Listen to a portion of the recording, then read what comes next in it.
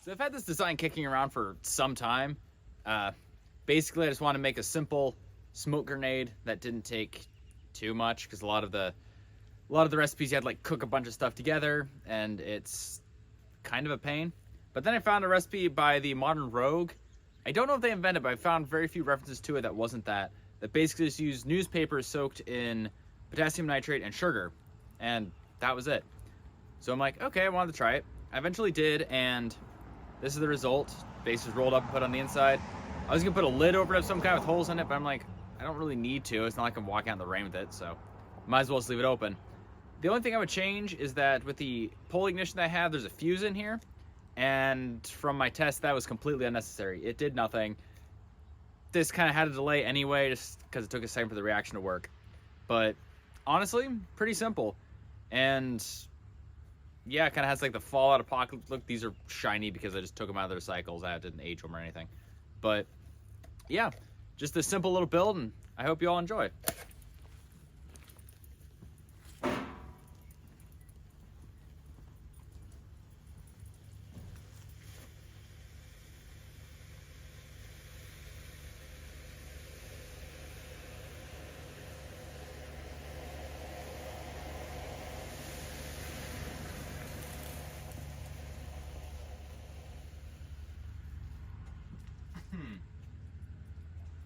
Damn, that's a lot of smoke. Okay, so I'm going to start out by saying that the recipe I'm using is the same one the Modern Rogue used, to anybody who's seen that. So, super simple. Basically, you just mix all your ingredients together with water and then soak in newspapers, which, oh, don't get those wet yet. I've cut mine into nice strips, so that way I can stick them in the cans, as you saw in the video, which is kind of my main plan. I'm going to make kind of apocalypse type smoke grenades. So I don't just want to have, just the powder. I want, or not just the powder, just the newspapers. I actually want to have like a system. So basically what there's is 3 parts stump remover, which is potassium nitrate. Surprisingly harder to find than I thought it would. 2 parts powdered sugar, and then a tablespoon of baking powder, and then water. They used, I can't remember how much they had, but I had half of it. I think this is like 1.4, 1.5 liters. I think, again, I'm halving their recipe since I don't have nearly as much newspapers. So, just going to do that and soak my newspapers in it and then get these drying so that way I can make the actual smoke grenades. Again, make sure you have rubber gloves because potassium nitrate is not something you really want on your skin. I don't think it's straight up like burn your skin or anything, but I don't think it'll feel pleasant. Okay, so I did a little bit of measurement beforehand. This little container is about a cup. I didn't want to use my actual measuring cups because, again, potassium nitrate, don't want to eat. Either way, so since it's 3 parts this, I'm going to go with 1.5 of these, which is about all I have in this, so I guess I measured it out right. I have more, but that's just what I'm using. Now we add the America's favorite sugar, just a cup of that. Of course, this is powdered, not quite as good. A little much. But again, so it's kind of chunky. Sat in my cupboard for a while, so should still be good for this project, though. I realized since I'm half the recipe, I'm gonna want like just half a tablespoon of baking soda. Again, just following their recipe. Don't ask me the exact chemistry of this. I'm just a blacksmith on the internet that wanted to make smoke bombs. Okay, now we add our water.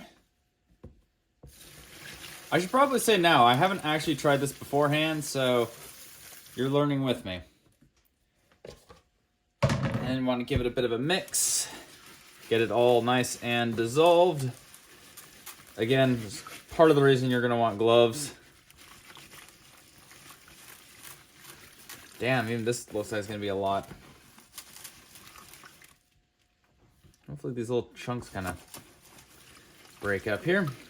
Okay, that took a lot longer than I thought it was going to, probably because this water is a bit cold. It was warm when I poured it out, but that's what I get for doing this in the middle of winter. So, I'm inside, by the way, but still.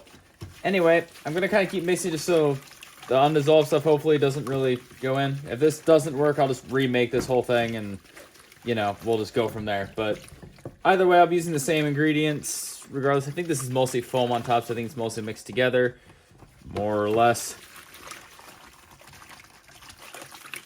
Anyway, so what I'm going to do is I'm going to start taking my strips of newspapers and just start laying them in and soaking them. Try not to make a huge mess. Now that I think about it, I probably should have maybe found a way to shut my camera off before I started soaking all of these and got both my gloves dirty. Oh well. I'll figure that out later. Either way, I just want to get my newspapers nice and covered. And I will, once I get all these, you know, soaked, let it sit for a little while. And I will get back to you as soon as they are dried in like a day or two. Well, it might be a couple days depending. But either way, it'll just be a quick transition for you guys. And we'll be testing one out at least, and then moving on to the next step. Okay, so after this stuff dried, it's like stiff. I wasn't sure if it's going to stick together or not, but it seems to only be marginally stuck. So hopefully this stuff works. I also, I just soaked some cotton balls in just to see what it would do. So I'm going to take one of these strips outside and give it a test, because I do not want to smoke up my kitchen and light all this stuff up here. This is my cat. He wants attention. He hasn't touched this stuff. He seems to be pretty good at not bothering my projects. Like test number 3. Let's see if this actually works.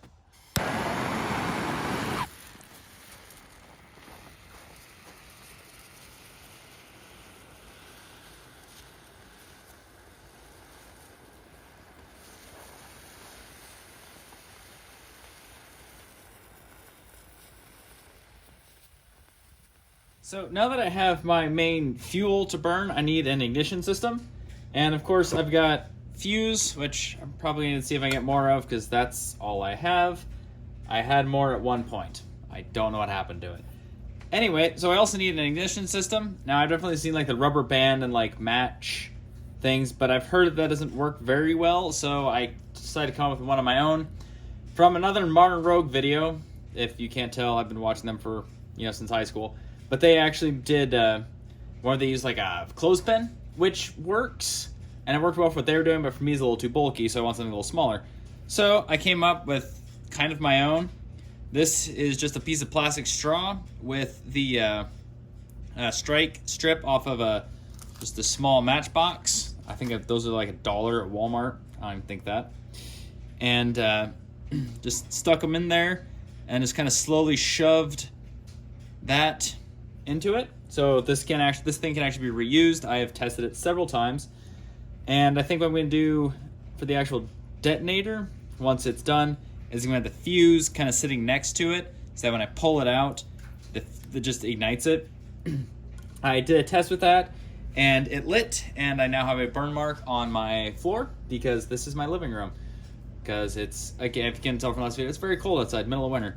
But anyway, just a quick demonstration here before I go to, I guess, actually making the canister itself from the can. It stinks in here now, though. Okay, so now that we have our detonation system made up, what we're gonna do is, I got just an old can. I think this had pears in it or something. I want to make a couple of these using not only just cans, but maybe like some soda cans or something. Any solid container base that'll hold it. Again, these are Apocalypse stuff, so you can pretty much do whatever.